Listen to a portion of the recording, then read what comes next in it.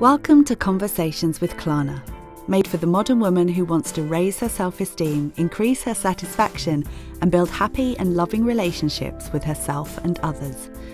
More and more, women feel they have lost their spark and the connection to themselves, and miss deep intimacy in their lives. Rather than accept a life that doesn't shine, they want to change to one that does. Join the conversation each week when Klana and her guests explore practical ways and positive solutions to living a new, authentic life based on self-love, connection, harmony, and joy. Now, here is your host, transformation catalyst, author, and speaker, Klana. Hello and welcome to a new episode of Conversations with Klana. I'm Klana, and today's guest is Nina Sadlowsky. Hi, Nina. Hi, Klana. I will come back to you in a minute because first of all, I want to introduce you. Thank you. So, as a coach, inspirer, yoga teacher, and wellness ambassador, Nina supports women in the process of breaking free from their limiting conditioning so that they can design, live, and enjoy a self-determined life. In 2016, Nina had her own breakthrough from a life in corporate marketing that wasn't of her own design and desires anymore. She has been diving deep ever since, mentally, emotionally, physically, and spiritually, to free herself from the cage of conditioning. The act and process of self-love being the most important foundation of this journey called life. So welcome again, Nina. I'm excited to having you here. Yeah, thank you so much for the invite, Klana. Great to talk to you now as well. And thanks for the introduction. So this is going to be an English conversation of two Germans. Okay. Flexible, right? I mean, it's going to be funny. Okay. So Nina, let us know a little bit about your life. So what happened, or was there an accident that happened specifically that you changed your path, or what? Yeah, most certainly. So basically I worked in marketing in the corporate world for like almost 10 years.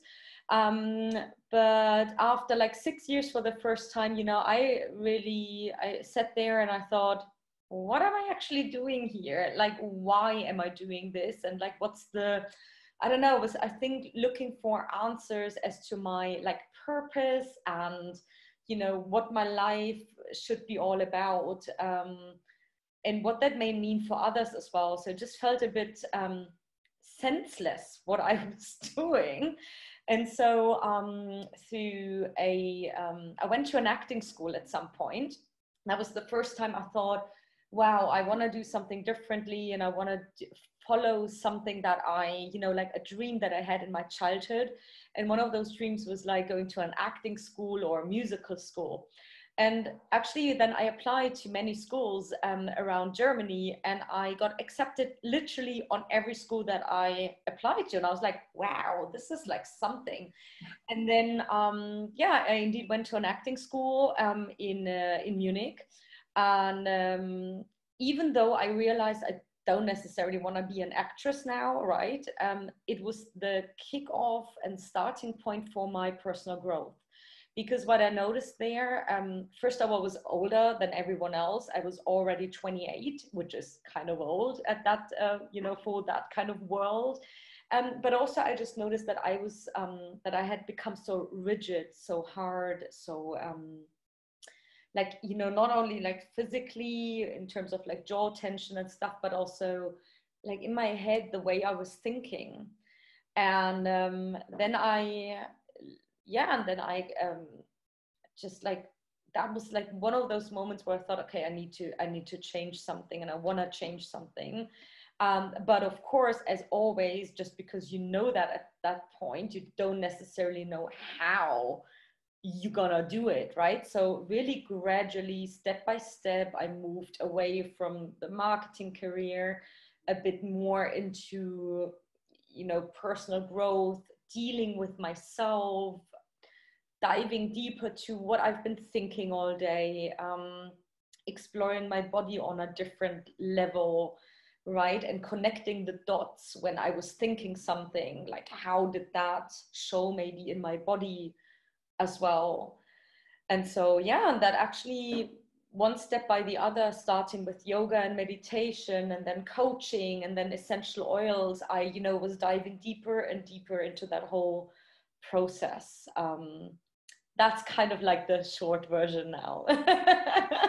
Because I could talk about that for like hours, because obviously, we are talking really about, now I'm 38, so 10 years of,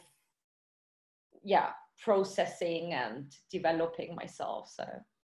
And did you do that all on your own, or did you have coaches? Yeah, I think, I am working as a coach now as well, but that was one of the reasons, because I thought, wow, what coaches are capable of doing. Obviously, if you have a good connection energetic wise, and if the topic is good between the two, I would never do it alone anymore. And so I started with yoga, like with a yoga education. So I started training as a teacher. And I instantly started teaching really as well. And then the second step was that I thought, I kind of feel like I need somebody else, to look at my life from a different and especially neutral point of view. And I need somebody to take my hand and guide me, because I felt like, okay, well, this is good and this helps me and that, but I was not able to connect all the dots by myself. And then I started working with a coach in London, because I lived in London for quite a long time. And that was sort of funny. And, I don't believe in coincidences, but in fate. And he messaged me then after I've already been back in Munich. And he said, I feel like you need somebody to take your hand. And I was like, yes, I do. And so we started working together for, I think, 1.5 years. And in that process, I realized I want to really be, designing my life on my terms. I want to work by myself. I want to not have a boss anymore who I need to ask for holidays. I just want to be as free and independent as possible. Of course, I do know, and I did know that that was not the easiest part necessarily as well, right? But let's say the desire and the fire within me was getting so strong that I took that, let's say, risk, uncertainty, what we then face as well. But I wanted to go there, because I just knew that this is where my path is and where my growth lies, and everything else would just be cheating on myself. If I just stayed where I was, I would just basically deny myself. And so there was no other option than walking the path with the help of mentors, coaches, masterminds, connecting with like-minded people. And I'm, so grateful I did that. Yeah. Same with me. Yeah. Without that help, I think I would never be where I am now. No. And I would have stayed in my boring cubicle in Munich, by the way, where you are living now. Yes, exactly. Yeah, that's where I was born. Yeah. And in the meantime, I have such a colorful life, and being way more myself than ever, traveling the world, living parts of it in Ibiza, and now being in Berlin. So it can really change your life. We are the living examples. You just need to want to change something. That's all. Yes. And I think what I honestly had to learn as well, is to take help on the way. Because I'm the kind of person, I can do stuff by myself. Of course, I can do everything by myself. Even now, sometimes I really need to remind myself, Nina, you don't have to do everything yourself. You could ask somebody else, to host a retreat with you or to do a workshop with you, whatever it is. You don't need to do it all by yourself, right? But I think, especially as women, I think we have been raised that way, in a way where asking for help might be considered a weakness. And yeah, so that was really something when I went into self-employment and freelancing. I was like, okay, wow, that really kicks off a whole different level of personal growth. Yeah. I think you cannot actually be self-employed, like, especially not in the areas that we are, doing, if you're not growing yourself like massively, if you're not looking at yourself, like, it's just not possible. And it never stops, doesn't it? And it never stops, no. So you need to be prepared to start the path, and like, I mean, on the way, whilst you're in it, I definitely had moments already where I thought like, oh my God, like, what did I get myself into here? But then, there are other moments where I'm just so filled with gratitude and, I don't know, love, and I can't even sometimes put it into words, but where, as an example, like I'm cycling around town all the time, like I don't do anything else. But that feeling of, my hair like in the wind, like going, for example, over the bridge and then the Isar River in Munich, is just beautiful. And I can do that literally whenever I want. Mm-hmm. I can do it like in the morning, in the evening, in the daytime. There is no one who tells me when I have to do what. When I do work, when there is a deadline, because I do that all by myself. Yeah. And it's just, yes, it's not always easy. I guess, we are also about authenticity and telling the truth. And no, it's not always easy. But I think once you understand how to enjoy the process, and if you really see the process as your life and not necessarily the end, whatever that may be for you, I think that is when, the enjoyment happens, which is why I said in my introduction, I want people to be able to design their lives, live them, but enjoy them, with ease and a bit more like playful and, yeah, with fun, and not take ourselves so seriously all the time. Yeah. I mean, I can sing a song about that because I was one of them. I was like super straight and yeah. Yeah, I can so feel with you because I'm through it all, and sometimes I'm still in it. Exactly. And then it's so important that you do some self-care, and you're looking for yourself. That's not only that business, which is your own now. And then you can caught so easily into doing. Exactly. And falling back, just like that you're working for yourself and not for some other person. So exactly. And then you are actually having more stress because you are the tax accountant, sometimes you are the salesperson, you're the marketing person, you can be than anything and everything, and that can be really strenuous and exhausting. And so I think, like, especially when you're self-employed, and especially if you're working on things where you are helping other people and you are supporting other people, I think self-care, and also like in a broader way, self-love is one of the most crucial things. Mm-hmm. What are you doing for yourself to bring yourself down, to center yourself, besides of cycling around Munich? Yeah.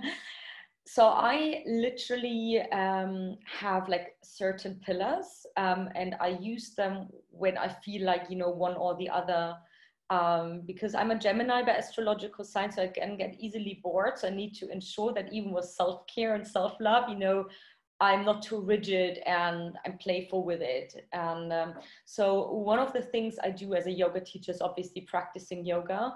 And that doesn't always mean that I'm on my mat for 90 minutes. Actually, that's rare, right? But it can be like 10 minutes of stretching, 10 minutes of really going where my body wants me to go. It's very intuitively. I'm not like, ooh, and now I'm the warrior too, and now I do this, and now I do that. It's more like I go onto my mat and my body just tells me what to do anyways. Mm-hmm. And then meditation. Meditation for me is something that, wow, like that was mind-blowing when I started it, because I seriously was not able to sit in a meditation quietly for even a minute. I was getting like very, very restless. I was getting hot. I felt like I was getting sick. It was horrible. And that was actually one of those life-changing moments for me as well. And I thought, that cannot be my reality. I'm not able to sit still for 30 seconds. I mean, what the heck is wrong with me, right? And that was actually the first time in my acting school when I noticed. And so I am so proud of myself that I am now really able to sit in a meditation and to accept, even when I'm restless in a meditation, but to enjoy it no matter what, right? It's just that like stillness. Can you tell us what you did and what you are doing now? How is your meditation? Because there are so many different kinds of meditation. Yeah, in my coaching, I use that as well, for example. And, you know, most of my clients say, it doesn't work for me. And I'm like, meditation is not about something has to work first. And, you know, that's the first thing to understand. What a lot of people are thinking as well is that it's like, you don't think anything. And I'm like, no. It's like you actually should be thinking and letting things come up. So that you are able of noticing what your thoughts are, you know, like what they are and what you're basically dealing with. But then for the moment, you may just want to, you know, move them aside, as that picture, as we all know, you know, move them like the clouds are moving. And so my meditation practice, again, looks very different every day, literally. Mm-hmm. Sometimes I sit in complete stillness, close my eyes, and I just sit there for like, let's say 15 minutes. Sometimes I put music with my earphones in my ears, and I, for example, like a heart chakra meditation music, and I just listen to the music with my eyes closed. Sometimes my meditation could be, you know, that I'm walking at the Isar River in the greenery, but I'm very conscious. And then I don't have my phone, you know, I don't even take it with me. And I use the walking as some sort of meditation practice. And, you know, and sometimes it's, in the combination with my yoga practice. So what I think, for me, it's important that I have that versatility, because that works for me. If somebody tells me every morning at 8 o'clock you do this and that already stresses me out. I don't find it inspiring, right? It becomes too rigid for me. But so I always say everyone needs to find their own way of going into stillness. Yeah. Into meditation stillness. Yes. That's what I say as well. So thank you for sharing your different methods, and I can see me in this as well. It's too boring to do everything, always the same things. Yeah. So it's similar here, and that's also what I tell my clients. Try things out, what works for you, because everybody is different. And trial and error, right? Yeah, exactly. And it's important. Well, I'm glad that you see it this way as well, and that you are sharing that as well, because I mean, I truly believe that we have a big share in our society where people are very rigid and hard on themselves. And, you know, and if you are then adding to their lives, like something like, okay, so every morning you're now gonna, you know, do your meditation practice, that is like almost like another task that somebody may not want to do. But meditation, yoga, self-care, self-like should all be things that, you know, that we start craving, that our bodies and our minds start craving. You know, I'm definitely a different person if I have meditated in the morning, and literally, even if it's like 5 minutes, exactly, 1 minute. What I also notice is that people are very, very often like, they see it as a task, and is like, meditation, ooh, I need to do that like every day now for 15 minutes. And I'm like, have you ever meditated? No. Well, how about you start with a minute? Because otherwise, you know, you don't have and I'm doing like the quotation marks now for everyone who's just listening, right? Like you are putting that pressure on yourself again. Yep. And it's another task. And you are again like connected to any outcome, any result, but you're attached to it. Mm-hmm. And what I think we should be practicing more and more is non-attachment. Yes. And the here and now, right? And you can enjoy the here and now in a minute as well. True. So true. Yeah. Sometimes it's just good to make a cut and take a break. Yes. You know, it depends on which point you are. If you are so stressed out that you cannot even sit still or stuff like that, maybe you should take into consideration to just leave the life you have at this moment, or your job, or whatever it is, or your family, and just do something completely different. Yeah. If you are radical and can do it for a week or two, great. And if not, find the time during the day, because it's your life and nobody has anything good from you, and you neither. Yeah. If you are always stressing yourself out. Yeah, exactly. You know, I've once actually shared a sentence that I still have as a post-it hanging there, and it says, like, you cannot move your life forward if you do not feel good. Mm-hmm. Right? Yeah. You cannot, pour from an empty cup. You need to fill yourself up first. And no, for everyone who may be thinking that's egoistic to take care of yourself first, it's not. It's actually really, really important that we start learning that. Yeah. Bit by bit, step by step, baby steps with everything, right? We just need to unlearn the things we've learned in our upbringing, all the days or decades or years that you are here on this earth, because when we were born, we had everything, and we were quite egoistic because we were crying all the time until we got the stuff that we needed. True.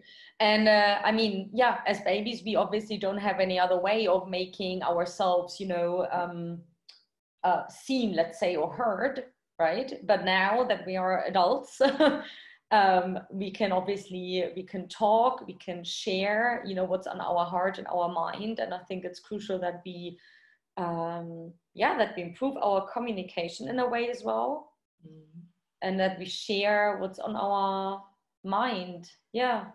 That we are connected with our heart. And honestly, I can't really remember that was something that I have been taught. It was more, even in the corporate world, it was more about, here, like, how can I solve this problem? It was very rational, very logical orientated. Yes, all from the mind. Yeah. Yeah. And now I assume you are doing the same. We are teaching people to listen more to their hearts and to their soul, or their gut, or however you want to call it, and not so much to the mind. Of course, we need the mind then to take action and to bring that into life, what we felt. But it's more back to the feeling. Yeah, exactly. Yeah. And for everyone who's listening, like, what I have been noticing, because I am definitely a lot in my head as well, right? So like Geminis, very airy, or if anyone has like an airy sign as well, like, we are a lot in our heads and like, ooh, and I sometimes go like, oh my God, like, I don't even know where to put all of this, right? And so what helps me a lot is journaling as well, because you were asking about self-care and self-love practices. So if somebody is listening that is struggling to actually go into the heart, I always recommend journaling as well, because that personally helps me a lot to, first of all, really like put everything that is on my mind on a piece of paper, and really without, again, no perfectionism, just write it all out, what's on your mind. And then, like, maybe you will find it easier then to connect with your heart in a meditation then. Right? Because one of the major problems that I'm seeing with my clients is they cannot meditate in their mind. They are not capable of doing it because there's so much in their head still. But if you basically yeah, you just chuck it all down on a piece of paper and then you meditate, it's a different story, because it's almost like you have shared your thoughts already with someone, even if it's a book.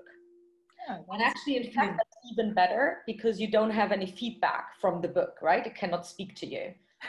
Anyway, it sort of speaks to you and it gives you answers, but you know what I mean. It's not like a comment or an advice here and there, which we often do not need, because we do know what we have to do. Yeah. Yeah. Okay. Yeah. So just before we end, I want you to mention a little bit your essential oils before, because I know you are working with essential oils. What are they helping you? Yeah, so essential oils are basically have become the foundation of my self-care and self-love. So I use them every day, and I use them very intuitively. Your heart and your intuition guides you, automatically to the right oil.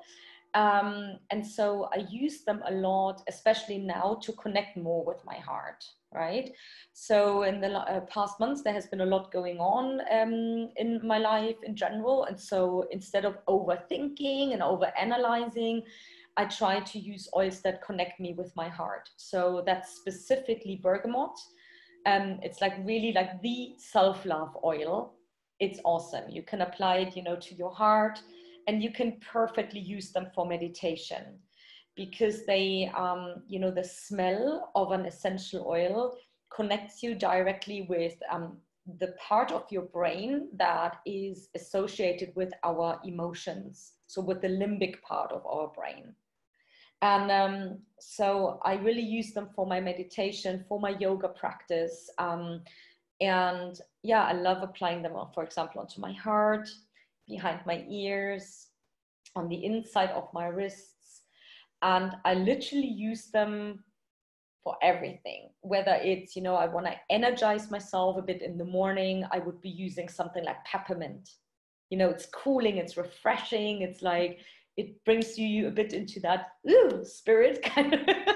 And then in the evenings, of course, I use them to center myself, to ground myself, and to prepare myself to sleep, like lavender or cedarwood, anything grounding, foresty, woody. And then during the day, whatever pleases. Like when I'm working at home, I love lemon and all the citrus oils, bergamot, lime, green mandarin, everything that is like, reminds me of summer.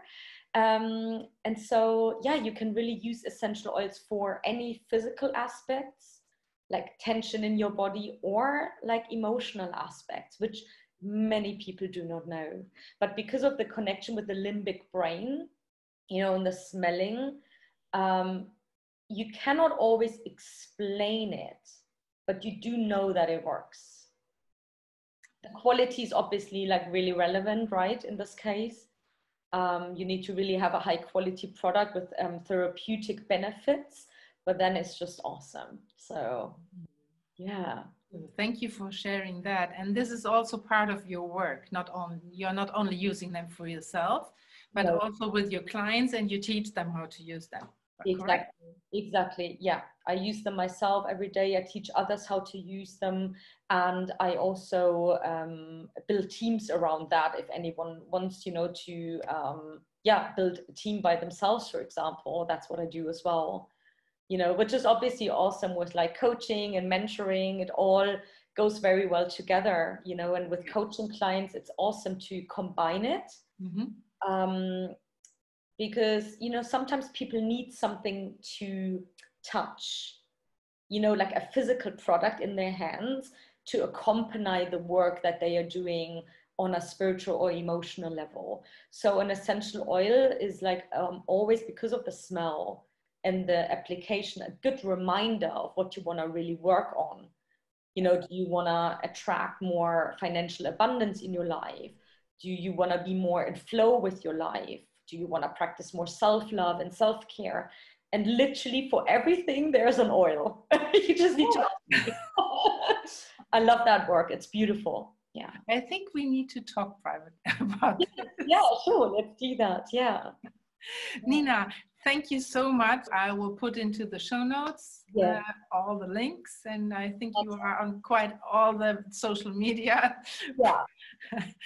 And thank you for sharing your insights on having self-care and giving us all those details, what you are doing. Thank you so much, Klana. It was a beautiful conversation, and I hope everyone else is enjoying it as well, as much as we did. Bye-bye. Thank you for listening to Conversations with Klana. Remember to follow us on social media and get connected. Visit our website, conversationswithklana.com, for show notes and additional episodes. And if you like this broadcast, please share it with your friends to help us empower more women to live an authentic and happy life and make this world a better place for everyone.